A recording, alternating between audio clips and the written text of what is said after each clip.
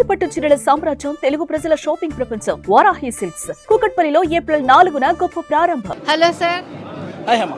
So ఎప్పుడు ఇట్లా రామ్ చరణ్ బర్త్డేకి అభిమానులంతా చాలా సందడిగా సెలబ్రేషన్స్ జరుగుతూనే ఉంటాయి. అండ్ ఇంకొక స్పెషల్ అట్రాక్షన్ పెద్ద మనకి పోస్టర్ కూడా వచ్చింది. సో మీకు ఎట్లా అనిపిస్తుంది?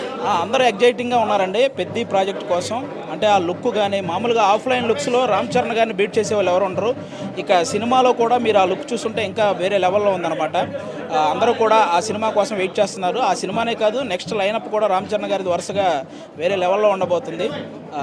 మీరు అనుకున్నట్టే ఈరోజు రామ్ చరణ్ గారి బర్త్డే సెలబ్రేషన్స్ ఇక్కడ బ్లడ్ బ్యాంక్ దగ్గర చాలా ఘనంగా జరుగుతున్నాయి. ఆల్మోస్ట్ అన్ని స్టేట్స్ నుంచి అక్కడక్కడ మెగా అభిమానులు ఉంటే వాళ్ళందరూ కూడా వచ్చి ఇక్కడ సెలబ్రేట్ చేసుకుంటున్నారు. ప్రతి హీరో ఇలాగే జరుగుతాయి, ఇంకా వచ్చే కొన్ని ఇంకా ఘనంగా జరుగుతాయి.